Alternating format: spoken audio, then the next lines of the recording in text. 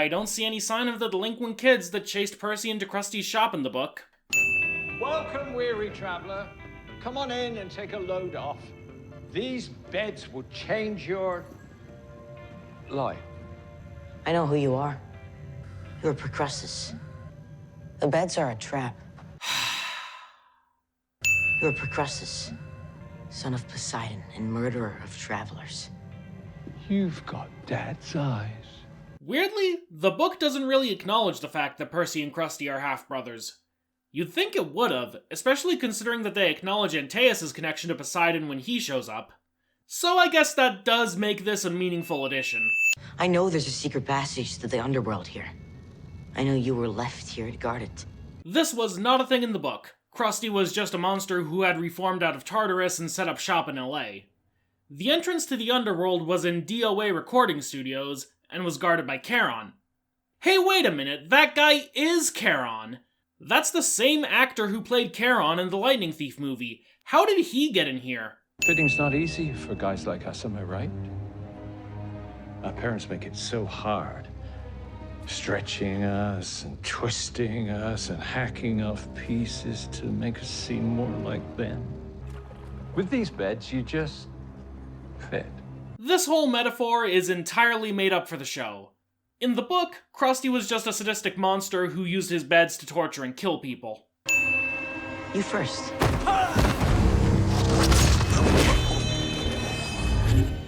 This is not how Percy defeated Krusty in the book. In fact, Annabeth had already been pushed into a Safari Deluxe bed by that point. Percy got Krusty into the bed by tricking him into demonstrating the wave reduction with his own weight. Also, the beds did not wrap people in the sheets like a burrito, nor did they activate automatically. Krusty, or anyone for that matter, would say a trigger word, ergo, and ropes would come out from the sides and tie the person down. Don't quite see how this is supposed to stretch anyone, which is kind of a problem since Procrustes literally means stretcher. Not that kind of... you know what I mean. You're lucky we're letting you keep your head, dummy. Why? So he can kill the next group of travelers in this part of the city? Come on, he wouldn't have spared thee. Percy did not let Krusty keep his head in the book. It was actually kind of funny seeing Krusty try to haggle his way out of getting killed. It's either the realm of the dead or someone left a carton of milk in there in the 1990s.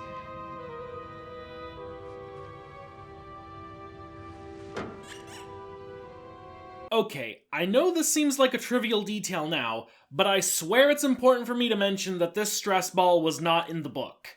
The narrative purpose it serves later on was filled by a ball that Annabeth stole from Waterland. If we get into trouble, these are our tickets out.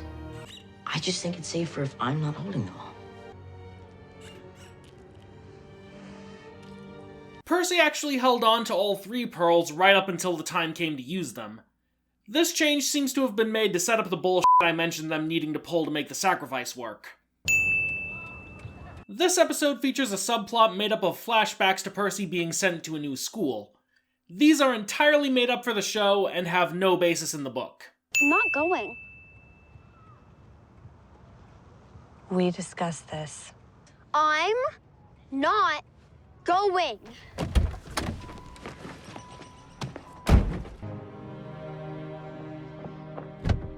Percy! This is not a negotiation. In the book, Percy describes Sally as being incredibly patient, never complaining or getting mad even when he was difficult with her. The show seems to have decided that this is unrealistic, and thus we have moments like this. This is pretty much exactly how the Underworld is described as looking in the books. Maybe it could have done with a slight green tinge, but otherwise, this is perfect. In the book, the trio met Charon in his human form back at DOA Records. He has quite the penchant for Italian suits. You're not dead. We're all dying, to some extent. Okay, I guess we're not bothering with the drowned in a bathtub together story, are we? And you didn't pay the cross. Wait, we can pay, we can pay. Here, drop us. Just take, take them all. In the book, Charon actually took the bribe, along with the promise that Percy would talk to Hades about raising his salary. The trio's encounter with Cerberus in the book was far less of an action sequence than it is here. It was mostly just a standoff where they tried to distract him so they could get through. Grover never got swallowed by Cerberus in the book. This is part of the bullshit.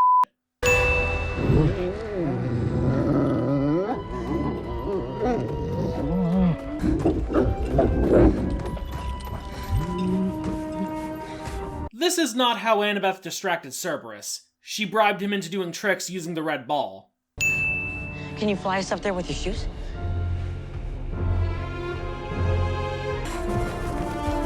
The trio did not need to fly over the wall of Erebus. Once they managed to distract Cerberus, they just went through the front gate, which looked like a toll booth on the Jersey Turnpike.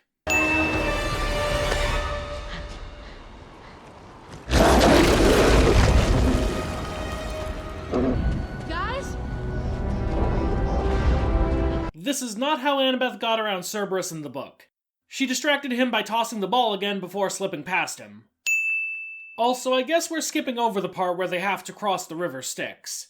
Krusty's little secret passage must have bypassed it. Oh no. My pearl. I lost the pearl. I think it's in the dog. There's the bullshit. Seriously, what was the point of that whole 4 pearls thing? I'm very sorry, but some new information came to light that has forced us to reconsider your application. What kind of information? A drawing. He drew a picture of a horse with wings. Percy is never said to have been rejected from any schools, certainly never for a stupid reason like this. We aren't equipped to offer the kind of psychological monitoring we believe your child will require here. I have already withdrawn him from his former school. He has no place else to go. Percy was never withdrawn from a school either. Every time was an involuntary expulsion. After we get the bolt and stop this war, you guys are leaving. With my mom. Percy was the only one of the trio to not volunteer to stay behind. He certainly would have made that sacrifice if he could have, but he knew that wasn't an option if he was going to save the world. Are those roots? Souls here are bound by regret. This is not a thing in the books or in mythology. The souls of Asphodel are free to wander as much as they can around the fields. There just isn't much point because, well, there's nothing to do. Why is Cerberus still chasing them? He should have been placated after playing with his new friend. We've got a problem here.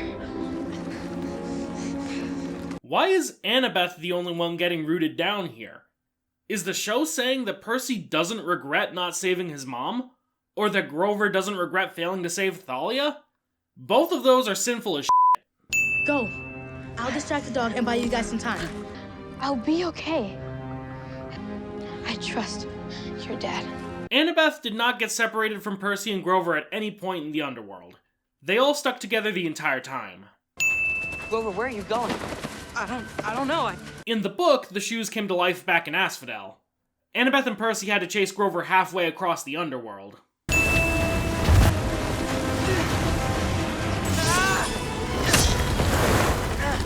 This is not how they stopped Grover from flying into Tartarus in the book. Grover just grabbed onto one of these rocks.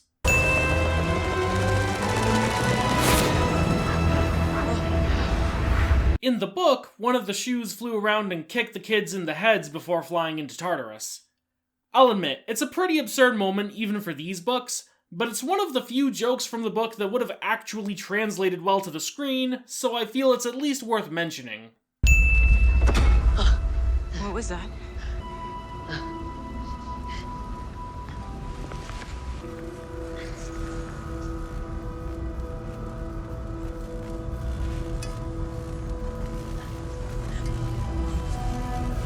While Percy did notice the extra weight in his bag when he arrived at Tartarus, he thought he was just getting tired from all the running and ignored it. It wasn't until he arrived at Hades' palace that he realized he'd brought the bolt straight to him. Even if it does make more sense for him to be confused by the weight now, Knowing that Ares had the bolt and not Hades, yet again, weakens the reveal that Hades had no involvement in the theft.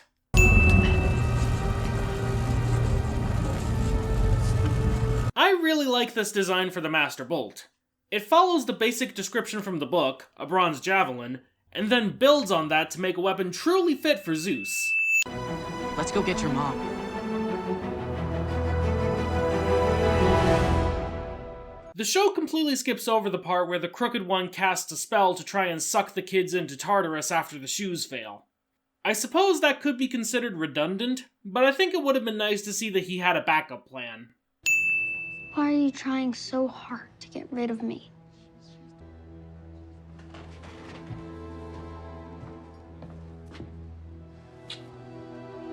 I'm gonna go pay. Hey, do you know how Sally reacts to being asked this question in the book? She immediately starts reassuring Percy that she wants him around, but that she has to send him away for his own safety. She does not get up and walk away with no explanation.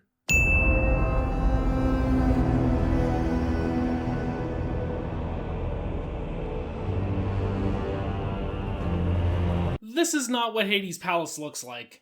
It's basically a darker version of the palace on Olympus, with big bronze gates engraved with scenes of death from across history, and a courtyard containing Persephone's garden. Also, we see a couple of knights guarding the front gate here, but the book mentions soldiers from all across history serving as Hades' guards, including ancient Greece, the British Empire, and the United States Armed Forces.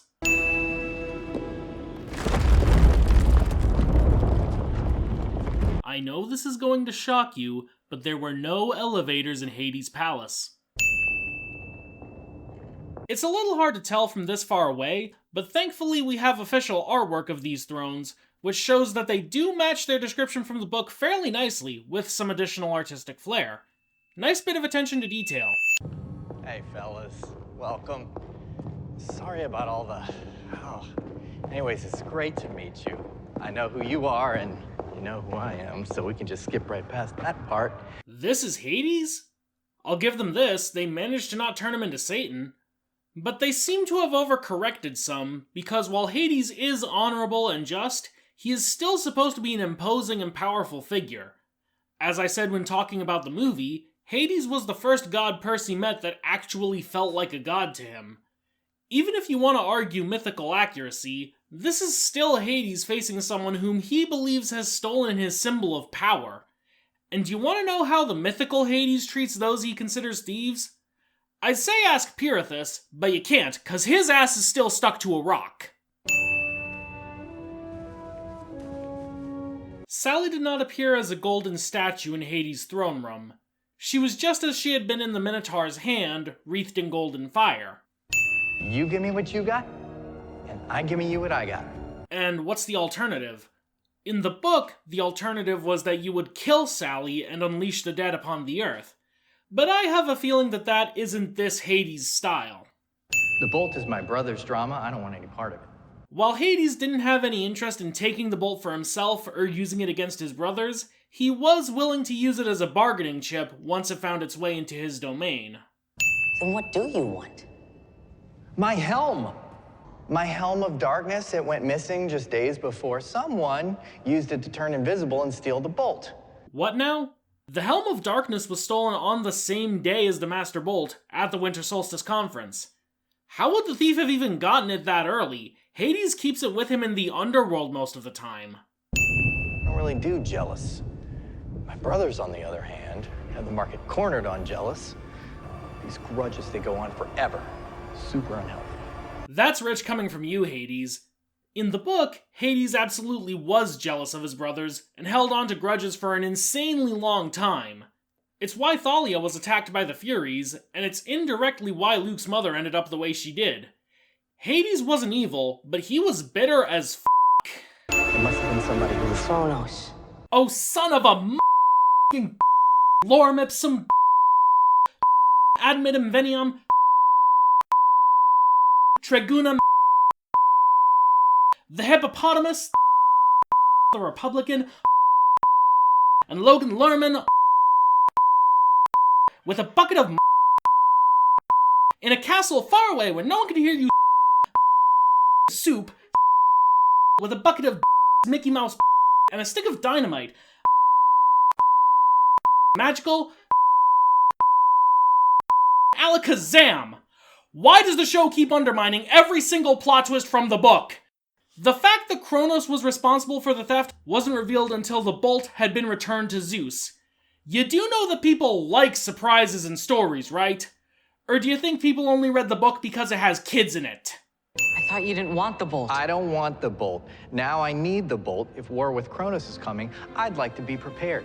Hades actually had no interest in fighting the war with Kronos, at least at first. Him overcoming his resentment of the other gods and learning to stand up for the greater good is kind of his entire arc in The Last Olympian. Over now! In the book, the pearls are described as carrying the kids away in milky white bubbles, not opening portals beneath their feet.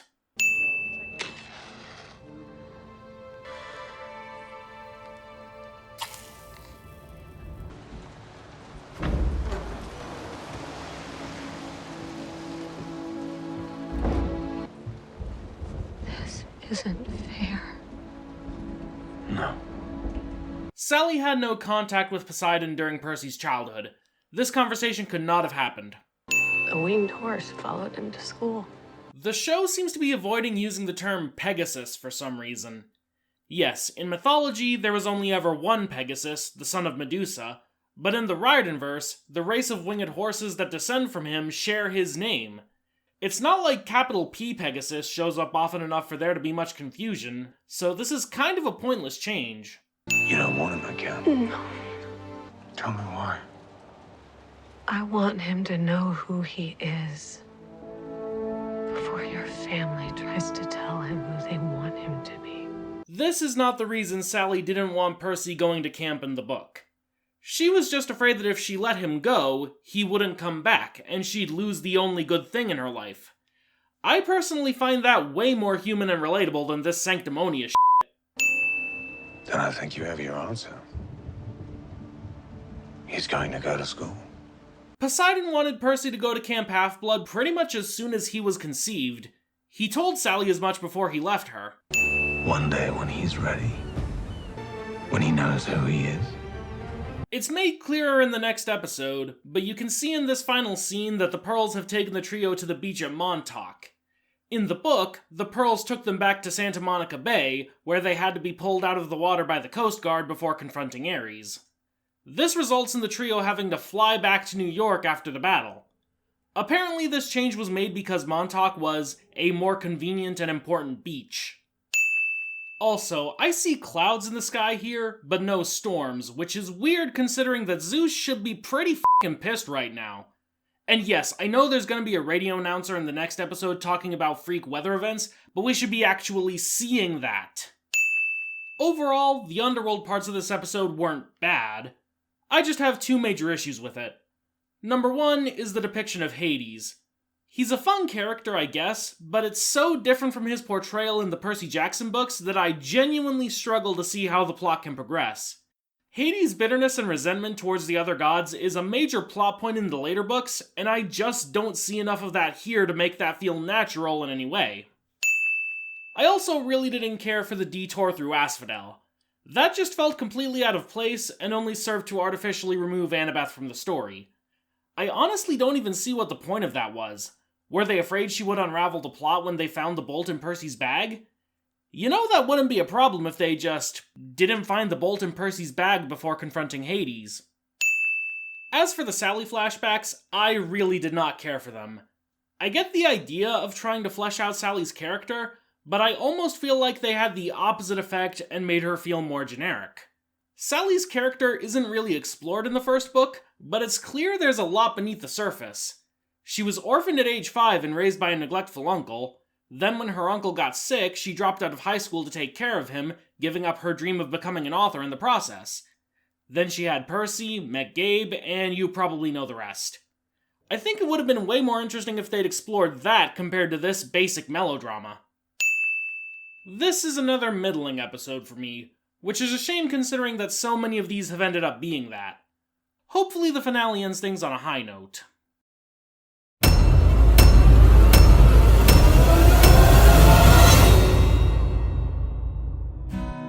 All I hear are screams. Every time I dare to close my eyes, I no longer dream. Only nightmares of those who've died. Nothing's what it seems. But in the underworld, your past seems close behind. Your past seems close behind.